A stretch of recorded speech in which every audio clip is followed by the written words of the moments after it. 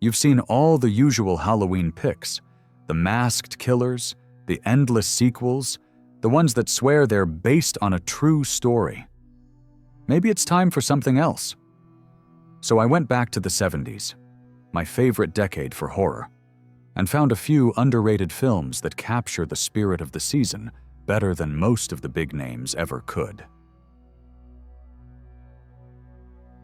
Written by Richard Matheson and directed by John Hoof, The Legend of Hell House sends a team of paranormal researchers to the Mount Everest of haunted houses to collect evidence of life after death. Once inside, the usual signs appear: rattling dishes, moving furniture, and a black cat that leaps out at just the right moment. But this isn't a typical haunted house story. The film includes some bold and unexpected moments for its PG rating. The lead investigator's wife, affected by strange autoerotic phenomena, tries to seduce another member of the team. And later, one of the women has an erotic encounter with a spirit. It's a clever, unsettling spin on The Haunting of Hill House, with a great cast and mix of the classy and the bizarre. Some of the best films I talk about here come from your comments, so I have to thank a viewer for reminding me not to miss the Asphyx. Robert Powell plays a Victorian scientist who becomes obsessed with the Asphyx, the spirit of the dead from Greek mythology. With the help of his colleague, played by Robert Stevens, he attempts to trap this force, and in doing so, unlock the secret to immortality. It isn't terrifying, but it's atmospheric and carefully made. And if that counts for anything, it's one of Martin Scorsese's favorite horror films. Late-period Hammer films often get dismissed for being silly or repetitive, but among them are a few real gems, and Captain Kronos Vampire Hunter is one of them. Written and directed by Brian Clemens, it offers a fresh twist on the vampire story. Captain Kronos roams Europe hunting the undead, armed not with wooden stakes but with his sword, and joined by his loyal, hunchbacked assistant. Carolyn Monroe makes her leading debut as a wayward gypsy girl, and while the film carries Hammer's familiar Gothic style, Captain Kronos trades cheap thrills for something sharper and more imaginative. Vincent Price is in peak form as Dr. Anton Phibes, a brilliant organist and theologian, disfigured in a car crash while rushing to the bedside of his dying wife.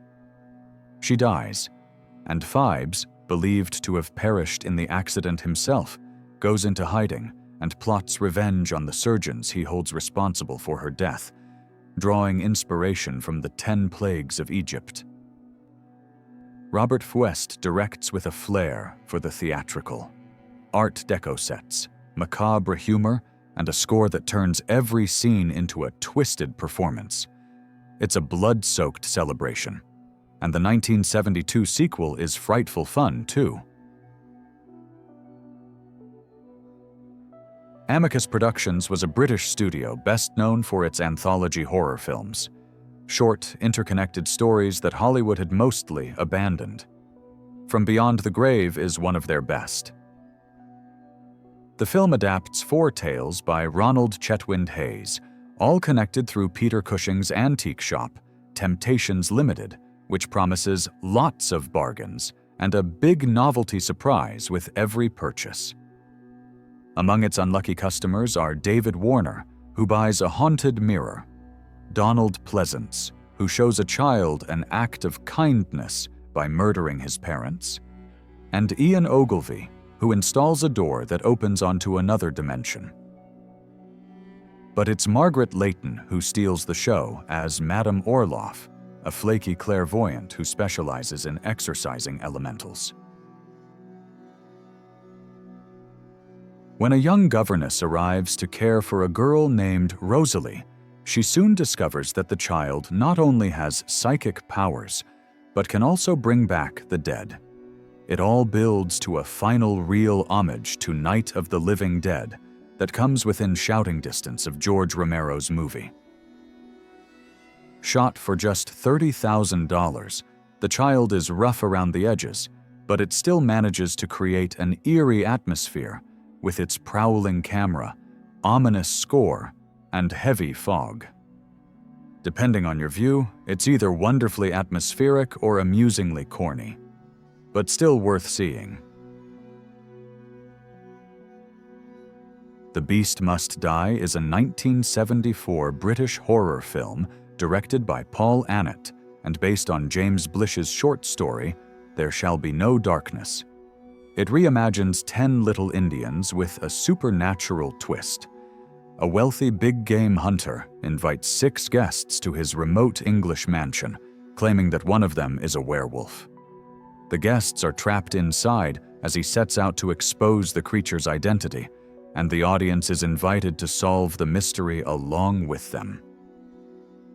Part horror, part whodunit, and part blaxploitation, the film is pure 1970s fun, fast, strange, and full of gimmicks. The narrator even calls for a werewolf break, giving the audience 60 seconds to guess the culprit. It's absurd, but in the best possible way. Frightmare is one of the few British horror films to match the nastiness of its American counterparts. After years in an asylum, Dorothy Yates is released into the care of her devoted husband Edmund, but freedom awakens her old compulsions, and soon she's luring strangers to her farmhouse for tarot readings that end in violence. Edmund does his best to conceal what's happening, but it's only a matter of time before the family's dark secret comes to light. Sheila Keith is unforgettable as Dorothy, a sweet, soft-spoken woman hiding something truly disturbing, and the film's power drill scene became its defining image, featured on posters alongside the tagline, "Dare you see the film that shocked the critics?" We're getting close to the end, and it turns out this list has been quite the showcase for British horror, and Psychomania keeps the streak going.